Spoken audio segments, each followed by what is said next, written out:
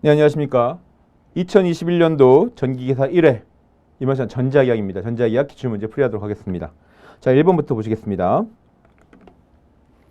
자, 비투자율이 뮤 R 값이 800입니다. 원형 단면적이 S는 10제곱센티미터입니다.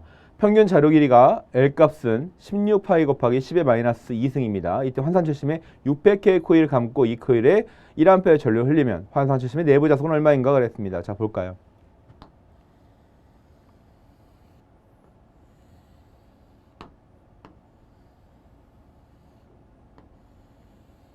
자, 어떤 환상철심이 존재한다는 얘기죠. 자, 이 철심에다가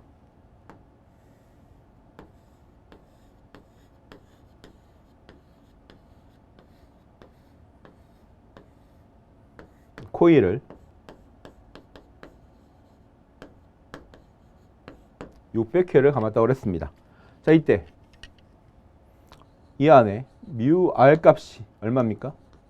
800이 존재한다는 얘기고요. 이때 원형 단면적, 즉 이 단면적 자체가 얼마입니까? S는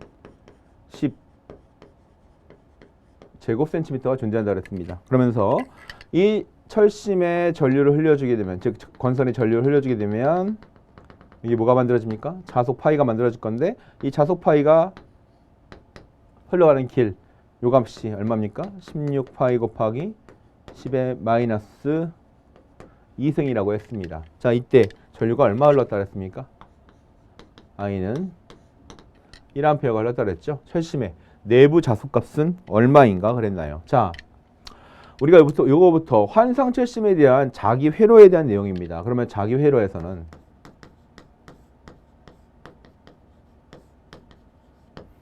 기자력 F가 뭐다? NI 값인 거고요.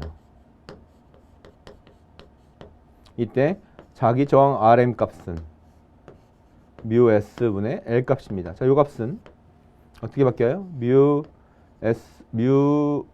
주어진 값 따진다면 뮤 R로 해야겠네요. 그죠? 자, 얘는 뮤 제로, 뮤 R의 S분의 L 값으로 쓸 것이고 단위는 암페어 턴퍼 웨버로 쓸 수가 있습니다. 자, 구하고자 하는 건 무슨 값이에요? 자속 파이 값입니다. 자속 파이는 RM의 기자력 F로 쓸 수 있고 요 값은 RM의 NI로 쓸 수 있습니다. 자, RM 값은 L분의 뮤 S분의 L이니까 이렇게 억수로 뒤집으면 L분의 뮤 S의 NI라고 표시할 수 있는 거니까 우리 요 값을 통해서 자속 파이 값을 계산해 보자 라는 겁니다. 자, 그러면 자, 이 문제상에서 철심 내부의 자속값을 구하고자 했으니까 자속 파이는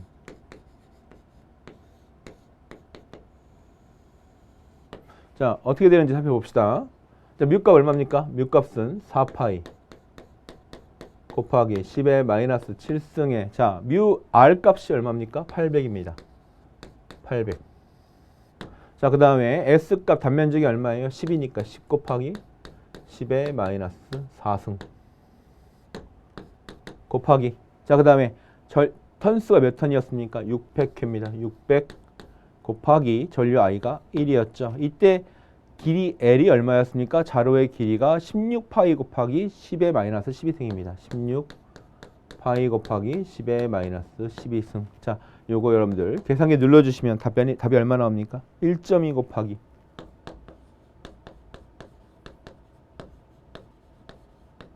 10의 마이너스 3승 웨버가 나온다는 얘기죠. 그럼 답이 몇 번이 됩니까? 답은 1번이라는 걸 알 수 있습니다. 자, 뭐에 관련된 문제입니까? 기자력, 자기 회로의 기자력과 자기 저항과 자속과의 관계에 따라서 자속의 내용을 알아보는 내용입니다. 답은 1번입니다.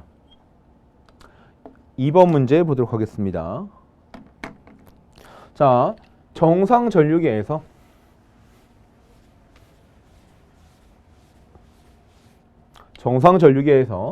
자, 다이버전스 I는 0이라고 그랬습니다. 자, 그러면 우리가 요 표시를 한번 생각해 볼게요. 자, 요거는 발산하는 전류 자체가 0이다라고 표현할 수 있는데 이 말은 무슨 말인 거예요? 즉, 전류는 연속이다. 즉, 어떤 도선이 있을 때 어떤 도체가 이렇게 존재할 때 이 도체 내에서의 흐르는 전류는 입력 전류가 있고 출력 전류가 있는데 이때 입력과 출력의 양이 항상 같다. 즉 연속이다. 이 말은 일정하다는 얘기겠죠. 그러면 이 말을 다른 의미로 살펴본다면 밖으로 뭐한다? 빠져나가는 전류값은 뭐가 된다? 0이다라는 의미로 볼 수 있습니다. 즉 누설 전류값은 없다라는 거죠. 그래서 얘는 전류의 연속성을 표시한 수식입니다. 몇 번입니까? 1번. 자, 틀린 것 고르랬으니까 1번 도체 내에서 흐르는 전류는 연속이다. 연속이라는 의미는 일정하다라 표현할 수 있는 거고요. 그 다음에 단위 시간당 전하의 변화량이 없다. 맞는 말이겠죠. 도체 내에 전류가 흐르지 않는다가 아니라 도체 내에 전류가 흐르지 않는다. 도체 내의 전류는 항상 일정한 거고 도체 밖으로 흐르는 전류, 즉 누설 전류가 없다라는 의미로 표시를 해야겠죠. 2번 답 몇 번이 됩니까? 답은 4번이 됩니다. 3번 문제 보도록 하겠습니다.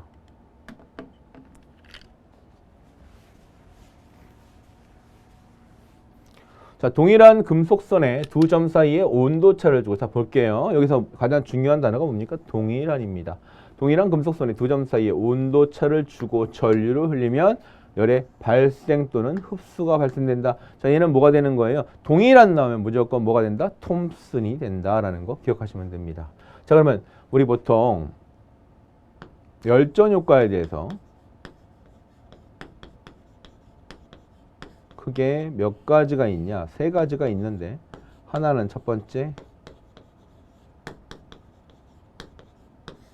재백 효과입니다. 두 번째는 펠티에 또는 펠티어 효과라고 되어 있죠. 세 번째는 톰슨 효과가 있습니다. 자, 얘네들을 정리할 때 다 외워주시는 것도 중요한데 키워드로 기억하시는 게 오히려 편합니다. 자, 재백 효과는 두 개의 서로 다른 금속, 즉 이종 금속에 뭐를 흘려주는 거예요?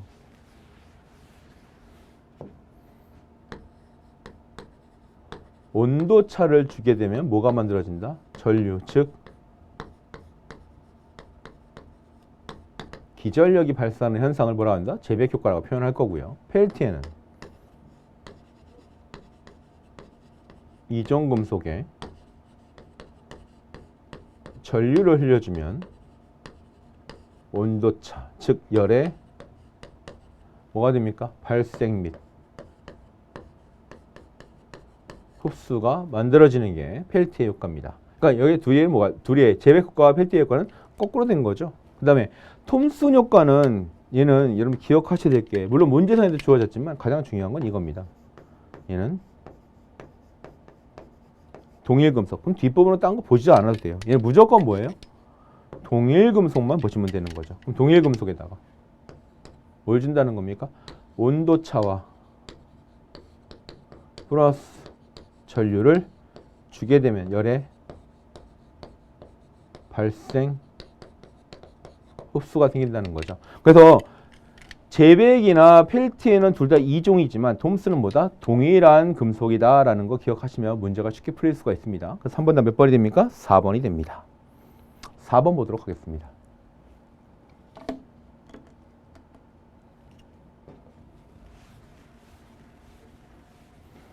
자, 4번 문제 보시면 비유전율이 2라고 그랬고요. 자, 볼까요?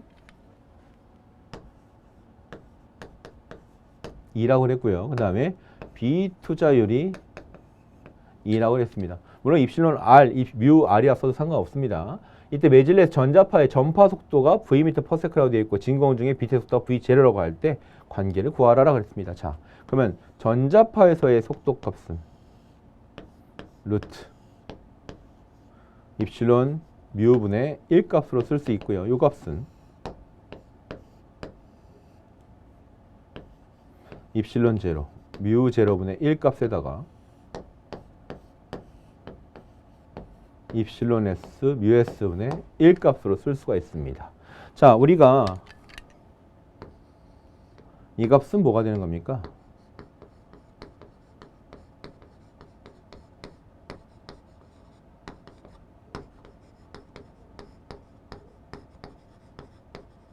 진공 중 또는 공기 중에서의 전자파 속도라고 볼 수가 있고요. 자, 이 값은 얼마 나옵니까? 자, V0라고 표시한다면 이 값은 3 곱하기 10의 8승 미터 퍼 세크다라고 볼 수 있습니다. 그래서 우리가 보통 이 값을 다른 의미로 뭐라고 표시한다? 자유공간 내에서, 즉 진공 상태에서 빛의 속도다라고 본다는 얘기죠. 그러면 다시 한번 써보시면, 자, 이건 어떻게 됩니까? 루트 입실론 s 뮤 s분의 1에다가 뭐다? v 재료값으로 쓸 수가 있다는 얘기죠. 자, 대입해 보시면 얼마가 됩니까? 얘는 2 곱하기 2에다가 1 곱하기 v 재료값이 되니까 얘는 2분의 1의 v 재료값으로 쓸 수가 있다는 얘기죠. 그래서 4번 답 몇 번이 됩니까? 답은 1번이 된다는 거 알 수 있습니다. 자, 4번 답 1번인 거 기억해 주시고요. 이 관련된 응용 문제 상당히 많이 나올 수 있으니까 푸는 방식, 답을 기억하는 것보다는 푸는 방식을 잘 기억해 주시기 바랍니다. 다음 5번 문제 보도록 하겠습니다.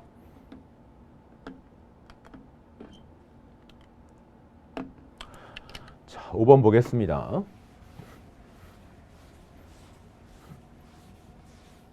진공 내에서 점 2,2,2에서 10의 마이너스 9승 쿨롱의 전하가 놓여져 있고요. 이때 점 2,5,6에서의 전개의 세기 이 값은 몇 볼트 퍼 메타인가 되어 있고 실제 보니까 방향 벡터가 주어져 있습니다. 그럼 얘는 벡터로 계산을 해라 라는 문제가 되겠죠. 자, 그럼 볼게요. 자, 점이 있다고 그랬습니다. 이 점이 2,2,2라는 점이 있고요. 자, 여기에는 10의 마이너스 9승 쿨롱의 전하가 놓여져 있습니다. 자, 직선 거리로 얼마까지? 점 2,5,6인 점이 놓여져 있는데 이때 이 점까지의 전개의 이가 만들어진다고 그랬습니다. 이때 전개의 세기는 어떻게 계산되겠는가라는 거죠. 자, 그러면 처음부터 하나 계산될 게 뭐가 있습니까? R 벡터, 방향 벡터를 계산해 보겠습니다. 방향 벡터는 뭐가 되는 거예요? 여기가 무슨 값? 시작되는 시점이 되고요. 여기가 뭐가 됩니까? 종점이 되는 거죠. 그럼 방향 벡터 계산할 때 항상 종점 마이너스 시점이 됩니다. 자, 각각에 대한 방향 벡터 값으로 결정을 하시면, 자, 얘는 뭐가 됩니까? E 마이너스 2에다가 A x 값 플러스 다음에 5 마이너스 2에다가 A y 값 플러스 그 다음에 6 마이너스 2에다가 A z 값으로 쓸 수 있습니다. 정리해 보시면 얘는 얼마가 됩니까? 자, 2 마이너스 2가 되니까 x 방향의 성분은 없어집니다. 그리고 y 방향의 성분은 a의 3ay가 될 것이고요. 얘는 플러스 4a z 값으로 쓸 수가 있습니다. 자, 얘에 대한 크기는 루트 3의 제곱 플러스 4의 제곱이니까 얘는 5m의 값을 가질 수가 있습니다. 자, 그러면 2라는 애는, 자, 벡터를 표시해야 되니까 크기 값에다가 무슨 값으로? 방향 벡터에 대한 성분 값으로 계산을 해 주셔야 됩니다. 그러면 우선 방향 벡터 값을 먼저 계산해 볼까요? 얘는 R에 대한 방향 벡터 값은 뭐가 됩니까?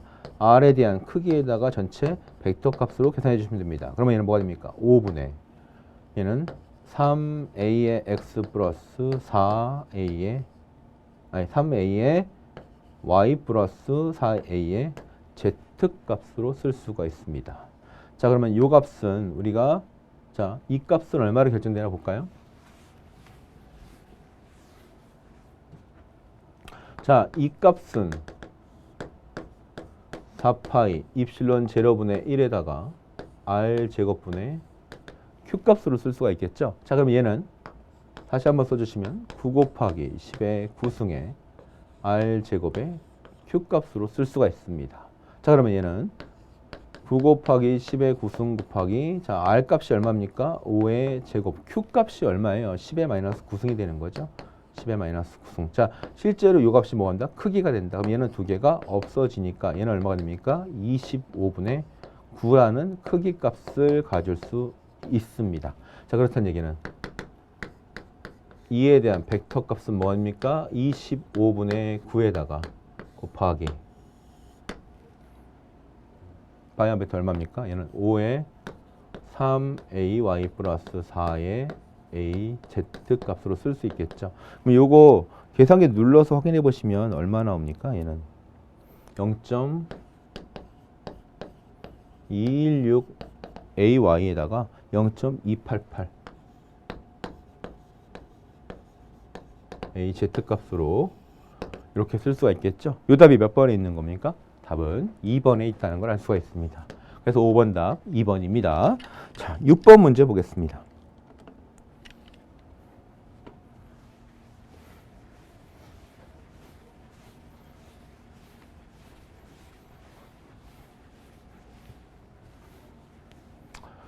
자, 6번 문제 보니까 뭐라고 되어 있나요? 한 변의 길이가 Lm인 정사각형 도체에 전류 I가 흐르고 있을 때 중심점 P점에서의 자기의 세기는 어떻게 되겠는가? 라고 되어 있죠. 자, 그럼 얘는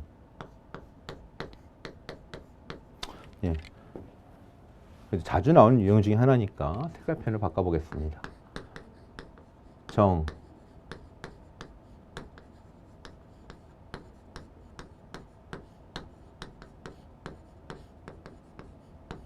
N각형 중심의 자기값을 구해라 이런 말이죠.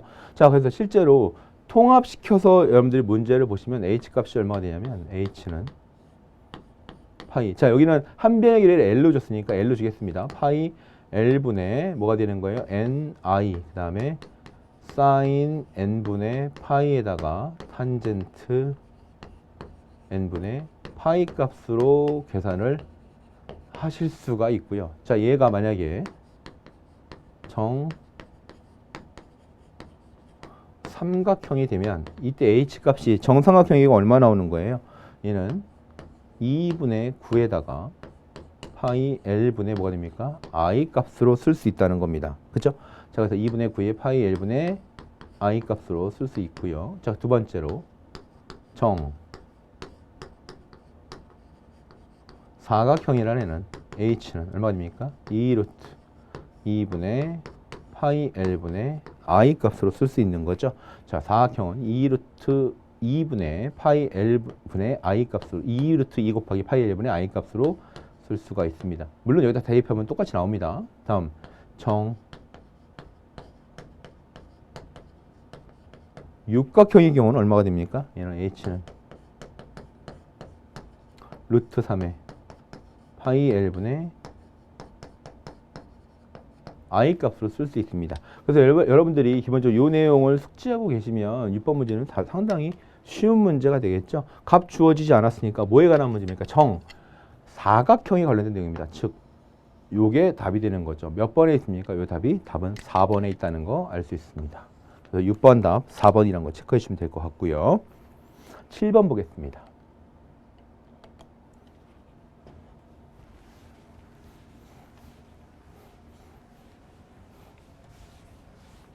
자, 7번은 뭐에 관련된 문제입니까? 간격이 3cm이고 면적이 30제곱cm인 평행판 콘덴서에 220V 전압을 가하면 두 판 사이의 경우 힘은 얼마가 되겠는가? 라고 되어 있습니다. 그죠? 자, 우선 볼까요? 간격이 얼마라고 했습니까? 간격 D가 3cm입니다. 면적 S가 30제곱cm입니다. 이때 V 값이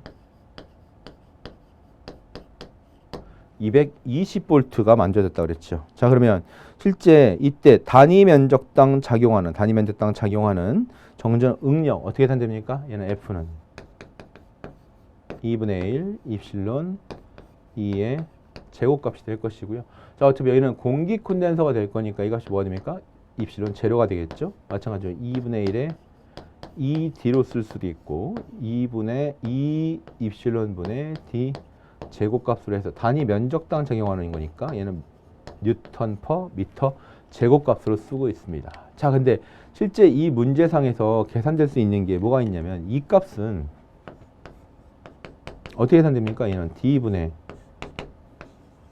V로 계산할 수 있겠죠. 그래서 실제로 뭐예요? 공기 콘덴서에 관련된 내용으로 봤을 때 F는 2분의 1 입실론 제로 2 제곱값으로 문제를 풀어주시면 된다는 겁니다. 그러면 얘는 자 F는 뭐가 됩니까? F0 곱하기 즉 이 값을 우리가 단위 면적당 작용하는 힘이라고 본다면 F0 곱하기 뭐가 되냐? 단면적 S 값으로 넣고 값은 뭐가 주어졌으니까 뉴턴 값이 주어졌으니까 면적을 곱해라 라는 문제가 됩니다. 그럼 얘는 뭐가 됩니까? 2분의 1에 입실론 제로에다가 자 2제곱 곱하기 s라고 쓸 것이고요. 이때 2분의 1에 입실론 제로 곱하기 뭐가 됩니까? d분의 v 제곱 곱하기 s 값으로 쓸 수가 있습니다. 자 그럼 요거 여러분들 대입해 보면 되는 거죠. 얼마가 됩니까? 얘는 2분의 1 곱하기 자 입실론 제로는 8.854 곱하기 10의 마이너스 12승이다 곱하기 자 d 값이 얼마 나왔습니까? d는 3cm입니다. 그러면 3 곱하기 10의 마이너스 2승이고요. v 값은 얼마입니까? 얘는 220 요거에다 제곱 곱하기 단면적이 얼마예요? 30 곱하기 10의 마이너스 4승 값을 쓸 수 있습니다. 자 여러분 이거 계산기 눌러주시면 얼마 나옵니까? 7.14 곱하기 10의 마이너스 몇 승? 7승 뉴턴이 나온다는 걸 알 수 있겠죠. 그러면 우리가 이 답이 지금 몇 번에 있다는 얘기입니까? 7번 답은. 그래서 2번이 된다는 걸 알 수가 있습니다. 자, 8번 문제 보도록 하겠습니다.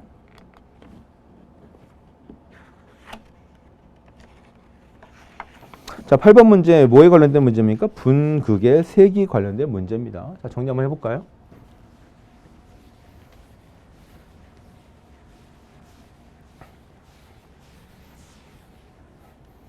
자, 8번 분극의 색이 자 뭐예요? 전기 2V 전속 밀도가 D라고 했고 유전율이 입실론 값이 입실론 제로 곱하기 입실론 R이라고 그랬습니다. 이때 분극의 세기가 P라고 할 때 이때 P의 관계를 나타낸 것은 그랬습니다. 자, 이때 P는 뭐가 되는 거예요?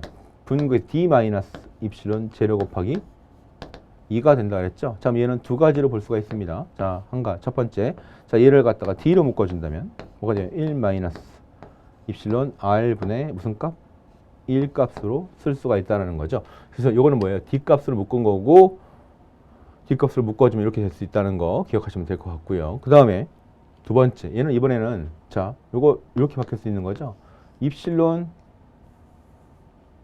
D라는 애는 입실론 2라고 쓸 수 있고 얘는 입실론 제로에 2라고 쓸 수가 있습니다. 그럼 얘는 입실론 제로 입실론 R에 2에 마이너스 입실론 제로 곱하기 2라고 쓸 수 있고요. 이때 입실론 제로로 묶어주시면 뭐가 됩니까? 얘는 입실론 R-1에다가 이 값으로 이렇게 쓸 수가 있습니다. 그래서 우리가 보통 요 입실론 제로 곱하기 입실론 R-1 값을 뭐랍니까? 카이라고 쓰고 얘를 우리가 분극률이다 라는 말로 쓰고 있다는 것도 하나 기억을 해주시면 되겠죠. 그럼 이것도 한번 살펴보겠습니다. 분극률은 뭐가 됩니까? 입실론 제로에 입실론 R-1 값이 됩니다. 그러면 입실론 제로를 옮겨주시면 자 얘를 이쪽으로 옮겨주시면 뭐가 돼요? 입실론 제로에 하이 값이 되고 얘가 뭐가 돼요? xn 값이 돼서 입실론 R-1 값이 됩니다. 그럼 우리가 이 값을 뭐라고 표현한다? 비분극율이다 라는 말로도 쓸 수가 있습니다. 자 그래서 8번 답 관계 물어봤으니까 몇 번이 답입니까? 답은 2번이 답이라는 거 알 수 있습니다. 기억해 주시면 되겠죠. 자 9번 가겠습니다.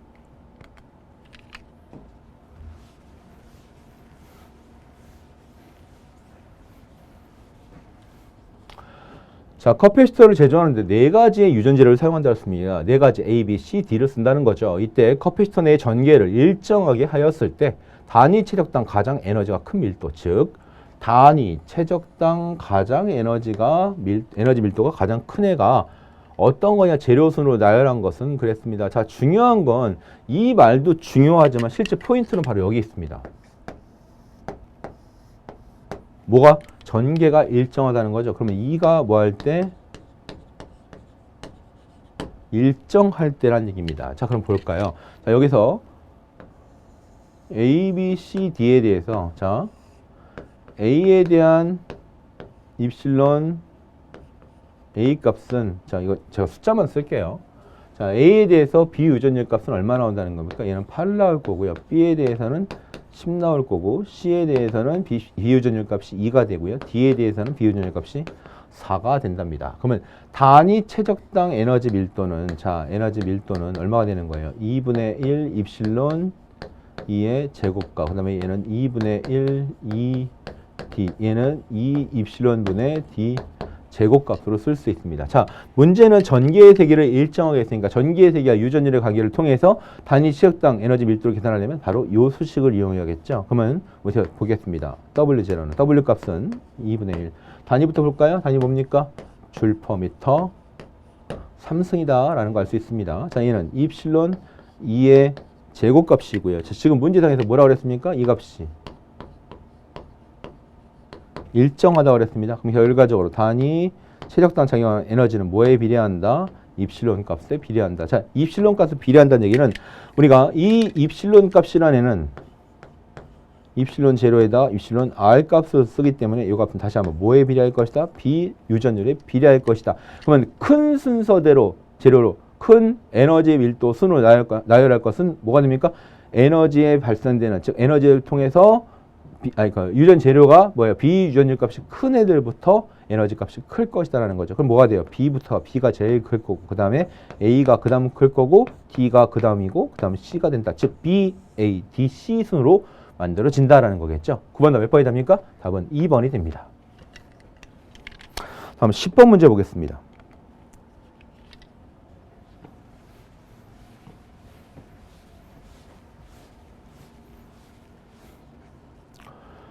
자, 내구의 반지름이 2cm라고 그랬고요. 외구의 반지름이 3cm인 동심 구도체 간의 고유 저항값이 1.884라고 했습니다. 볼까요?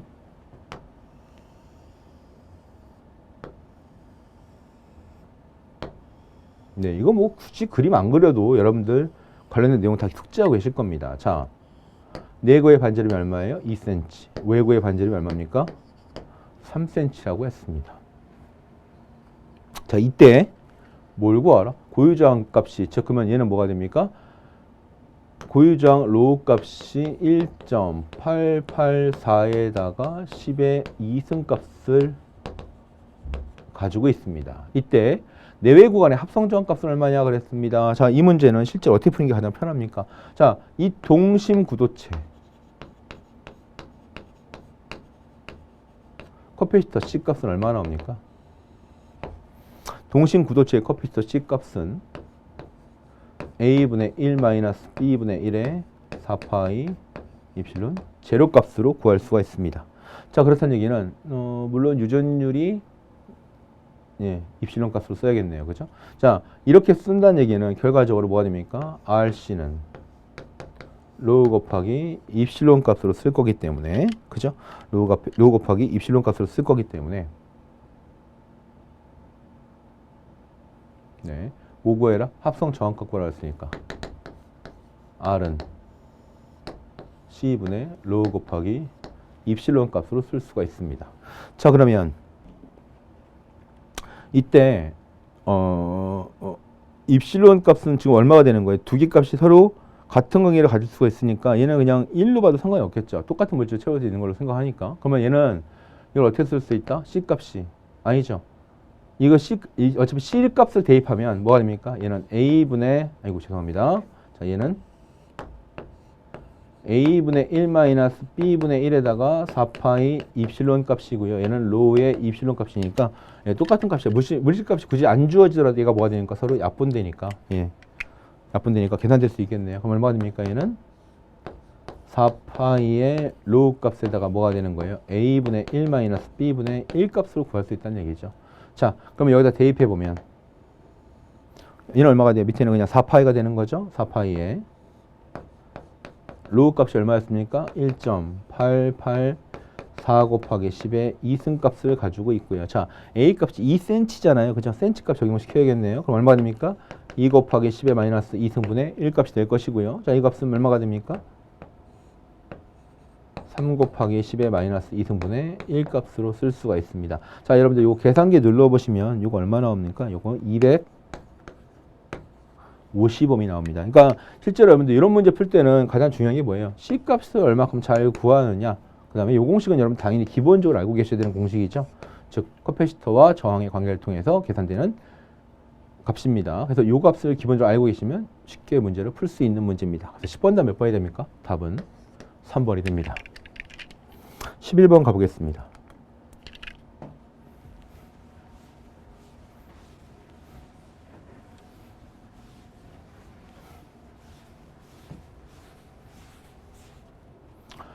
영구자석의 재료를 적합한 것은 그랬습니다. 자, 우리 영구자석과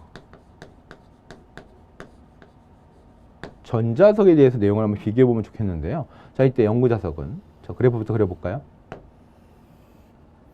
자, 가로축은 자개의 세기 H, 세로축, 중축은 B라고 표현할 수 있고요. 이때 영구자석은 자, 이런 식으로 만들어주면서 요 값이 뭐가 됩니까? B, R 값이 됐고 요게 H, C 값이 됩니다. 자, 요거 관계에 있어서 전자석도 한번 비교해 보겠습니다. 전자석은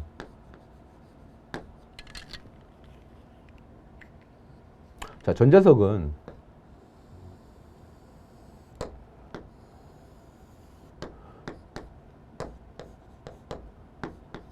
자, 자장의 크기 값은 똑같이 나올 수가 있어요. 자손 밀도 값은 똑같이 나올 수가 있는데 실제 얘네들이 뭐가 되는 거예요? 전원을 갖다 연결시켜 줄 때만, 즉 자장을 인가해 줄 때만 자손 밀도 값이 커지는 거고 그 이후에는 자손 밀도 값이 작아집니다. 그렇다는 얘기는 자, 이 패턴이 어떻게 나오는 거예요? 올라가는 값은 똑같이 만들 수 있어요. 근데 뭐야? 떨어지는 값이 급격하게 이런 식으로 떨어질 수가 있다는 얘기죠. 그래서 얘하고 비교해보면 얘는 상당히 팼하고요. 즉 뚱뚱하다는 얘기고요. 얘는 뭐가 됩니까? 상당히 날씬하겠죠. 그렇다는 얘기는 요거를 갖다가 어떤 의미로 쓸 수 있냐. 자, 볼게요. 자, 우선 BR 값은 굉장히 크다라고 볼 수 있습니다. 자, 얘도 마찬가지로 HC 보자력 값도 굉장히 크다는 얘기죠. 우리가 자, BR 값을 뭐라고 합니까? 잔류 자속이라고 표현할 거고요. 이때 HC로 우리가 자력이라고 씁니다. 그래서 두 값이 상당히 큰 거고요. 두 값이 크다 보니까 전체 히스테리시스 루프가 작용하는 면적이 어떻게 된다? 굉장히 크다라는 얘기죠. 자, 우리 알고 있습니다. 뭘 알고 있냐면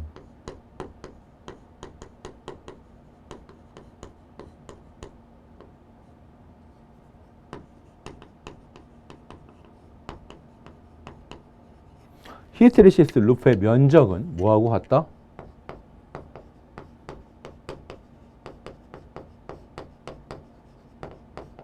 손실과 같다는 걸 알 수가 있습니다. 그래서 이 두 관계 잘 기억해 주셔야 됩니다. 그렇다는 얘기는 결과적으로 뭡니까? 루프의 면적이 크기 때문에 뭐가 된다? 히스테리시스 손실도 상당히 크다라는 걸 알 수 있겠죠. 자, 반대로 전자석의 경우는 어떻게 되냐? 자, 자석의 성질은 가지고 있어요. 그렇기 때문에 BR 값은 상당히 큽니다. 그런데 HC가 뭐한다? 작다는 거죠. 자, 그러면 이렇게 작다고 보니까 전체 히스테리시스 루프의 면적이 어떻게 된다? 굉장히 작아진다는 걸 알 수 있습니다. 자, 히스테리시스 루프의 면적이 작아진다는 건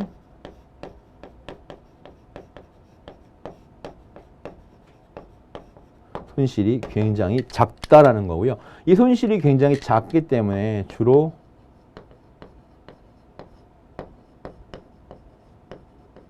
전기기 철심의 재료로 많이 사용된다는 걸 알 수 있습니다. 그래서 11번 요거 관련된 내용으로 뭐가 들어가 있습니까? BR 값과 HC 값이 모두 뭐한다? 커야 한다라는 답이 되겠죠.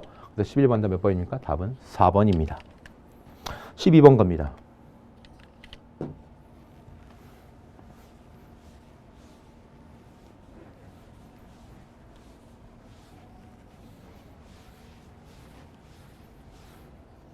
자, 12번 평등 전개 중에 유전체 구에 의한 전속 분포가 거인과 같이 되었을 때 입실론 1과 입실론 2에 대한 크기 관계를 구하라고 얘기를 했습니다. 자, 이 문제 상당히 사실 쉬운 문제입니다. 근데 여기서 단어가 아니라 한 글자가 바뀌면 답이 바뀝니다. 자, 우선 살펴보겠습니다. 자, 문제상에서 지금 뭐라고 되어 있나요? 전속의 분포가 라고 그랬습니다. 그러면 전속의 분포라는 얘기는 결과적으로 전속비도 D에 관련된 거니까 이 D라는 애는 어떻게 됩니까? S분의 푸사이라고 쓸 수 있고 S분의 Q라고 쓸 수 있습니다. 그럼 어차피 전속은 매질에 따라 변하지 않고 전속의 값은 전하량과 비례하기 때문에 전하량이 지금 상태는 뭐가 되는 거예요? 일정한 전하량이 만들어지고 있다고 볼 수가 있습니다. 그러면 결과적으로 S에 대한 값입니다. 즉 면적이 크게 되면 이 값은 뭐가 된다? 작게 될 것이고 면적이 작게 되면 이 값은 뭐한다? 크게 되는 걸 알 수 있습니다. 자, 우리 경계 조건에서 뭡니까? 입실론 1과 입실론 2를 비교했을 때 세타 1과 세타 2는 누가 더 크다? 세타 1이 더 클 것이고 이 1과 이 2는 누가 더 크다? 이 2가 클 것이고 그 다음에 D1과 D2를 비교하면 누가 더 크다? D1이 더 크다는 걸 알 수 있습니다. 자, 그럼 볼까요? 자, 그러면 여기서 면적을 비교해 봤을 때 요만큼의 면적과 지금 여기서의 면적을 비교하면 이쪽 면적이 뭐가 되는 거예요? S는 면적이 굉장히 큽니다. 이쪽 면적이 작다라는 거죠. 그러면 우리 여기가 작용하는 애가 누굽니까? 얘는 입실론 2가 될 것이고 얘는 입실론 1이 됩니다. 그러면 요거 보게 되면 뭐가 됩니까? S분의 X분의 Q라고 본다면 이 값이 뭐가 되는 거예요? 굉장히 커지기 때문에 실제로 D 값은 굉장히 작아질 것이고요. 여기서는 뭐가 됩니까?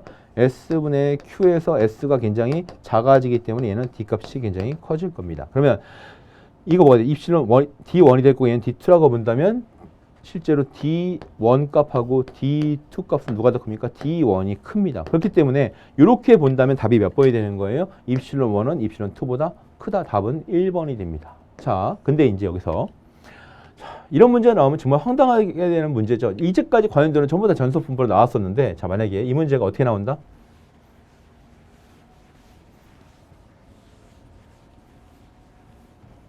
자, 요 글자만 바뀌는 거예요. 요게 전개 분포로 바뀝니다. 자, 전개 분포로 바뀌면 자, 2는 뭐에 비례합니까? 얘는 4파이 입실론 R 제곱분의 Q 값에 비례하게 됩니다. 그러면 자, 기본적으로 뭐가 됩니까? 이 값은 뭐에 비례한다? 입실론 분의 1에 비례하는 걸 알 수 있습니다. 그죠? 자, 그러면 유전율이 작은 쪽에 유전율이 크게 되면 이건 작게 되고 유전율이 반대 작게 되면 얘는 크게 됩니다. 그 다음에 기본적으로 얘 뭐예요? 전개의 분포가 되는 거죠. 그럼 전개였을 밀도가 크다는 얘기는 이 값이 크다는 얘기죠. 그죠? 그러면 볼게요. 자, 그러면 입실론 1은 밀도 자체가 어떻게 돼요? 상당히 크고요. 입실론 2는 밀도가 작은 걸 알 수 있습니다. 그럼 밀도가 크다는 거는 그만큼 이 값이 뭐가 되는 거예요? 작다는 거죠. 그러면 이 값은 얘는 뭐가 돼요? 입실론 이 값이 크다는 얘기입니다. 그러면 잠깐만요. 이렇게 볼게요. 밀도가 크다는 얘기는 결과적으로 뭐가 됩니까? 이 값이 즉 전기யோ소의 밀도가 크다는 얘기는 이 값이 큰 거고요. 얘는 반대로 이 값이 작다는 걸 알 수 있습니다. 그러면 자, 얘를 E1이라고 얘를 E2라고 본다면 E1 값에 의해서 E1이 입실론 값이 큰 거니까 두 개의 관계를 따지면 뭐예요? 얘가 커지면 얘가 뭐가 돼요? 작아지는 거죠. 그러면 입실론 1은 입실론 2보다 무슨 관계예요? 작은 관계가 된다는 거죠. 밀도의 관계를 따져본다면, 즉 전기의 세기로 관계를 따져본다면, 그래서 실제로 요 한 글자가 바뀌면 답이 몇 번으로 바뀌는 거예요? 답이 2번으로 바뀌어버립니다. 그래서 여러분이 기억하셔야 될 게 전속 분포에 대한 값과 전개 분포에 대한 값은 답의 두 가지 차이로 발생할 수 있기 때문에 기억을 좀 해주셔야 됩니다. 자, 다시 한번 보시면 여기 입실론 1에 있는 영역을 얘기하는 겁니다. 그럼 밀도가 작은 거고요. 밀도가 큰 거고요. 입실론 2가 있는 영역은 밀도가 작다라는 거 알 수 있겠죠. 자, 그래서 답은 12번 답 일단 답은 몇 번이에요? 전속으로 나왔으니까 답은 1번이 된다는 거 기억해 주시면 됩니다.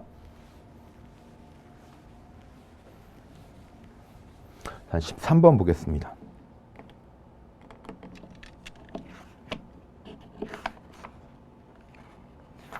자, 13번 뭐에 관련된 문제입니까? 환상 솔레노이드 단면적이 S라고 환상 솔레노이드 단면적이 S라고 그랬고요. 평균 반지름이 R이라고 그랬고요. 권선수가 N이고 누설 자석이 없는 경우 자기 인덕턴스의 크기를 구해라 그랬습니다. 자, 환상 솔레노이드 기자력 F는 Ni. 자, 앞에서 문제 풀었던 내용하고 비슷합니다. 자, Rm은 뭐가 됩니까? 뮤 S분의 L이라고 표현할 수 있고요. 이때 자석 파이는 Rm분의 F가 되고 이때 Rm분의 Ni로 쓸 수가 있습니다. 자, 이때 인덕턴스 L이라는 애는 자, 이거 다시 한번 좀 풀었을까요? 이거 뭐가 됩니까?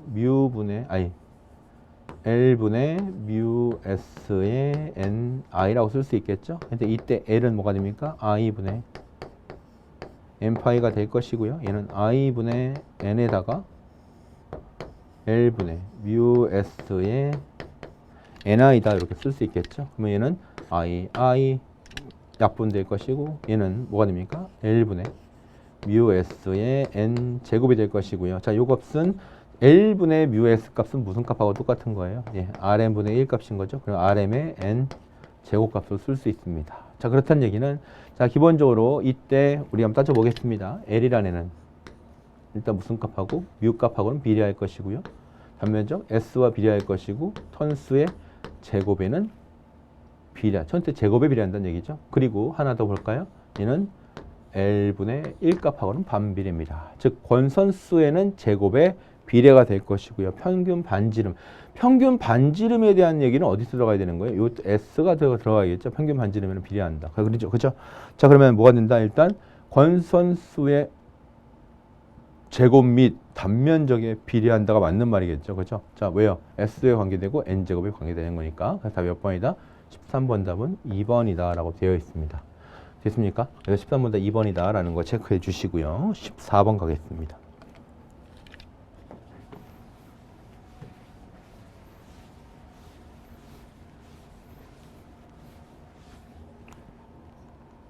전하가 2쿨롱이고요. 이때 질량이 mkg인 전자가 전계 내에 놓여 있을 때 최초 정지하고 있다면 t초의 전자의 속도는 얼마냐 그랬습니다. 그럼 전자는 기본적으로 전계 내 전자가 뭐가 되는 거예요? 전하의 크기하고 전기의 크기 비례해서 힘을 받아서 운동을 하게 되겠죠. 그럼 이때 힘은 얼마가 됩니까? Q2가 됩니다. 그럼 이때 Q2라는 힘은 결과적으로 이때 Q가 뭐가 된다 그랬어요? 2가 될 거니까 2 곱하기 2가 돼야 되는 거죠. 근데 이때 힘은 뭐가 되는 거예요? 어떤 질량에다가 가속도를 곱한 값하고 같다는 거죠. 그러면 이때 가속도의 값은 어떻게 나타낼 수 있습니까? m 곱하기 자 A라는 단위가 뭐예요? 미터 퍼 세크 제곱이 되니까 얘는 뭐가 됩니까? S 시간 t 곱하기 v 속도값 즉 t분의 v 값으로 쓸 수가 있다는 얘기죠. 그렇죠? 자, 그러면 기본적으로 요 수식과 요 수식을 같이 묶어 보시면 얼마가 됩니까? 2는 뭐가 됩니까? m의 t분의 v가 될 것이니까 넘어가면 v는 뭐가 된다? m분의 2 곱하기 전개 2에다가 속도 시간 t 값으로 적용을 시키시면 된다는 얘기죠.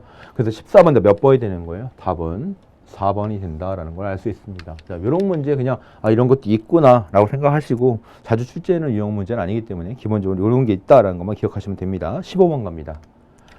다음은 중 비투자율이 가장 큰 것. 비투자율이 가장 크다는 얘기는 뭘 구하라는 얘기예요? 강자성체 찾아봐라라는 얘기죠. 그러면 금은 뭐가 됩니까?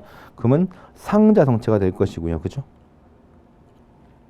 금은 상자성체가 될 것이고 그 다음에 은에 대한 내용은 뭐가 되는 거예요? 얘는 역자성체가 될 것이고 그 다음에 구리는 역자성체가 되는 거죠. 반자성체입니다. 그럼 니켈이 뭐가 되는 거예요? 얘가 자성체가 되는 거죠. 그래서 가장 큰 거 강자성체 골라라. 답 몇 번입니까? 15번 답 4번입니다. 자, 16번 보겠습니다.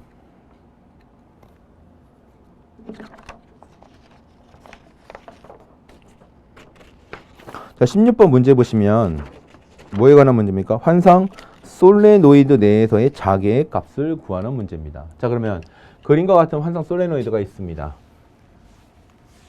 자, 이때 철심 중에서 자개의 세기는 얼마냐고 그랬습니다. 자, 환상 솔레노이드. 자, 환상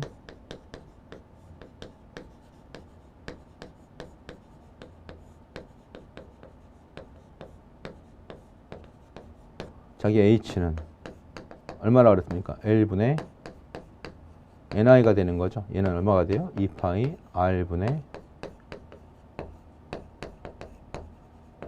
NI로 구할 수 있습니다. 자, 요거 한번 참고로 뭘 구할 수 있냐면 자, 마찬가지로 환상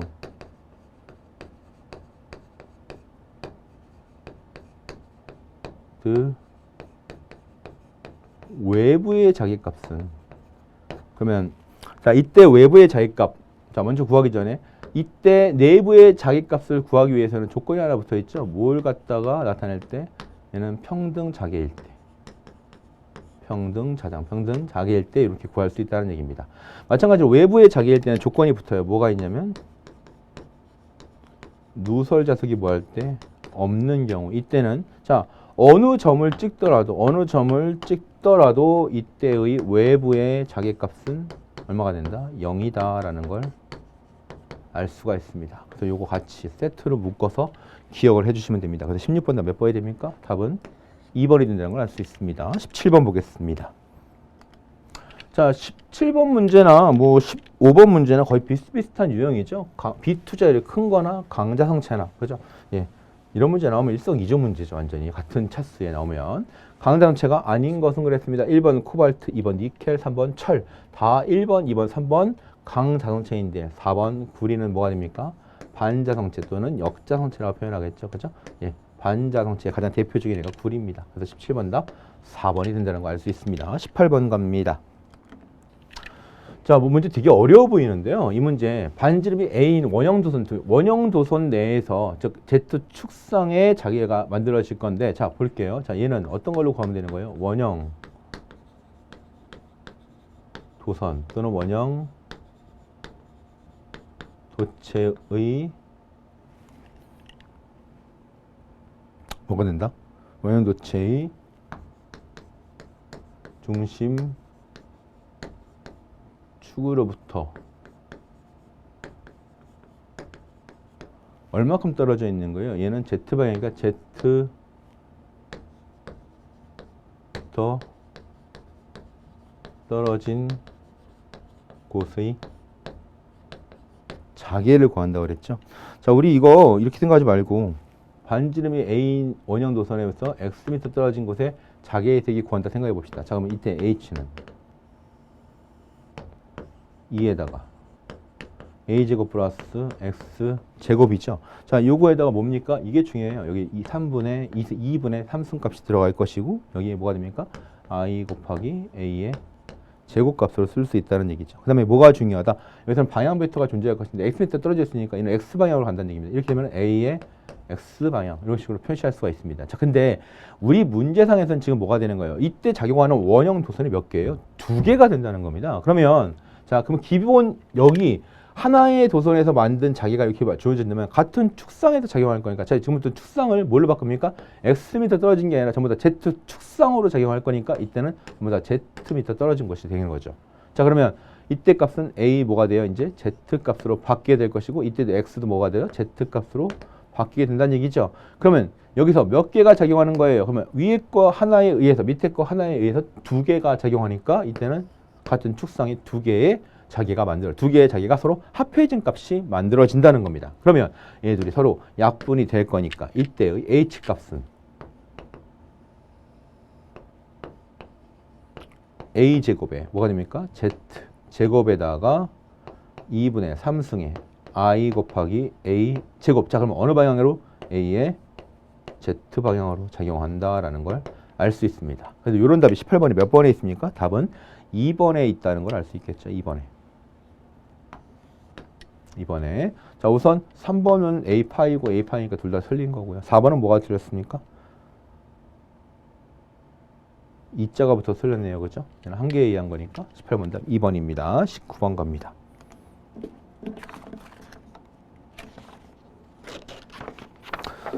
자, 19번 문제 보도록 하겠습니다.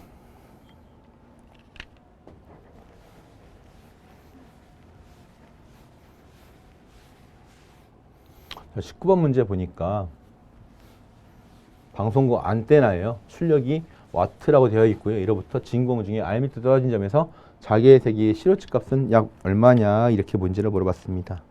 자, 우선 요거 관계 따지기 전에 자계에 관련된, 전계에 관련된 또는 자계에 관련된 문제를 물어보면 뭐부터 생각하자? 얘는 고유 임피던스부터 생각하자. 고유 임피던스는 뭐다? H분의 우리가 이 값으로 구할 수 있다. 즉 자계분의 2로 구할 수 있다라는 거죠. 자, 그러면 이때 고유 임피던스를 계산했을 때 자계 H라는 애는 어떻게 계산될 수 있다? 얘는 Z분의 2로 표시할 수 있고, 반대로 2라는 애는 뭘로 표시할 수 있다? Z 곱하기 H로 표시할 수 있다. 자, 이때 고유 저항, 고유 임피던스에 관련된 내용은 굳이 여기가 Z라고 표현 안 하고 뭐라고 쓸 수도 있다? 이타라고 표현할 수도 있다라는 겁니다. 자, 그러면 이 내용을 바탕으로 해서 자, 또 하나 보겠습니다. 포인팅 벡터라는 애가 있는데 이때 포인팅 벡터는 뭐가 됩니까? 전계 곱하기 뭐가 된다? 자계가 되더라는 거죠. 그러면 이 값을 갖다가 집어넣어서 문제를 해석을 하시면 됩니다. 자, 그러면 우리는 뭘 구한다 그랬습니까? 지금 H 값을 구해야 되니까 이 값을 대입해 보면 얘가 얼마가 됩니까? Z 곱하기 H의 제곱. 자, 그러면 포인팅 벡터는 어떻게 표시할 수 있다? Z 곱하기 H의 제곱 또는 이타 곱하기 H의 제곱, 이렇게 표시할 수 있는 겁니다. 자, 근데 이제 문제상에서 이런 관련된 답을 찾아보니까 갑자기 반지름이 튀어나오고 반지름이 튀어나오고, 그다음에 원주 파이 값이 튀어나와 버립니다. 그럼 이때 이 p 값에 대해서, 즉 얘가 뭐라고 했습니까? 얘가 포인팅 벡터라고 했는데 이 포인팅 벡터의 개념을 확실히 알고 있느냐, 이 문제가 되는 거겠죠. 그러면 19번에 이 포인팅 벡터라는 건 결과가 뭐가 되는 거예요? 단위면 전자파가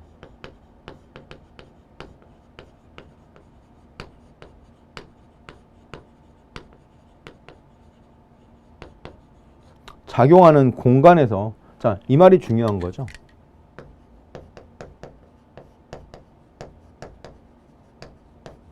작용하는 무슨 값? 전력값입니다. 즉 와트 메타의 제곱값입니다. 자, 그러면 다시 한번 보겠습니다. P라는 애는 S분의 W, 자, 줄이란 얘기죠. 자, 이 값은 어떻게 쓸 수 있다? 얘는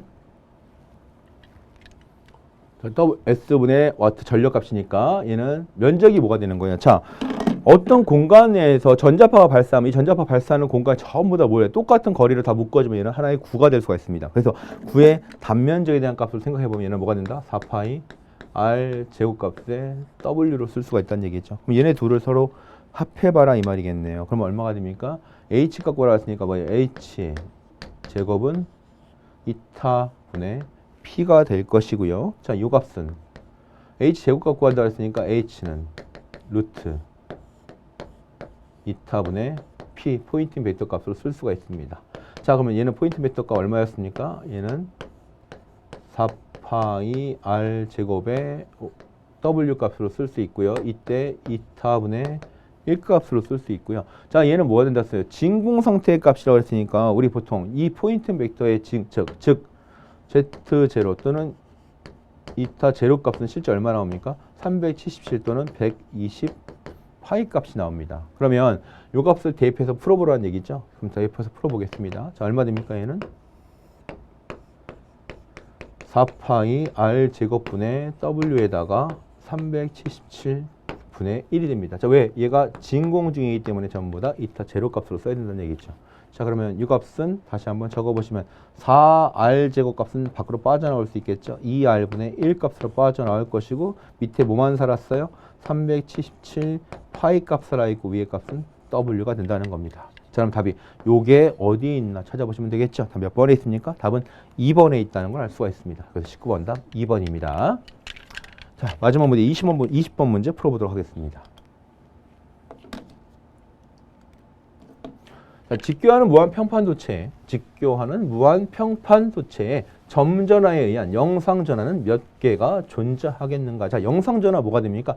어떤 전화가 놓여 있을 때 그 전화에 작용한 힘을 구하기 있을 때, 즉 접지된 공간이나, 자, 우리 보통 영상 전화를 구할 때는 무슨 단어가 꼭 나온다 그랬습니까? 영상 전화 관련된 문제는 접지가 되어 있거나 또는 무한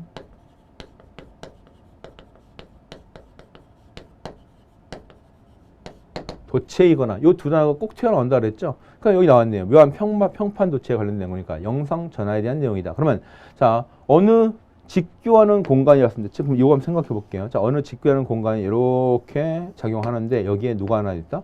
전화 Q쿨롱의 전화가 하나 놓여 있다 그랬습니다. 그러면 이 Q쿨롱에 의해서 얘한테 영상 전화가 맺히면 여기는 뭐가 됩니까? 얘는 마이너스 Q쿨롱짜리의 영상 전화가 이렇게 맺히게 됩니다. 자, 마찬가지로 이쪽에도 뭐가 됩니까? 영상 전화가 똑같이 마이너스 Q쿨롱짜리가 맺히게 되겠죠. 그러면 요거에 의해서 이쪽에는 뭐가 만들어지는 거예요? 자, 그러면 얘는 요거에 의해서 얘는 Q쿨롱의 전화가 여기에 영상 전화로 맺히게 될 것이고요. 이거에 의해서는 마찬가지로 똑같이 Q쿨롱의 전화가 맺힐 겁니다. 근데 여기서 영상 전화가 또 어떻게 되는 거예요? 상대편 쪽으로 뭐가 작용한다? 여기도 마찬가지로 마이너스 Q쿨롱짜리가 이렇게 작용할 수 있다는 거죠. 그러면 여기서 작용하는 애 때문에 요거 마이너스 플러스가 되니까 두 개는 서로 뭐한다? 없어질 수가 있는 거고 영상전화 몇 개 존재한다? 하나, 둘, 세 개가 존재할 수 있다는 거죠. 그래서 20번 답 몇 번의 답이냐? 답은 3번이다. 요 유형 문제 하나도 기억을 좀 해주시기 바랍니다. 그래서 이런 식으로 구하시면 된다는 거. 자, 그래서 2021년도 전기 기사 문제 1회 문제 풀어봤습니다. 자, 2021년 문제 나오는 유형 보시면 어느 정도 평이한 수준의 문제가 아닐까 생각을 합니다. 자, 관련된 유형으로 해보시고 문제 복습 한번 해보시고 다음 차수 때 뵙겠습니다. 수고하셨습니다. 에듀윌 합격 패스.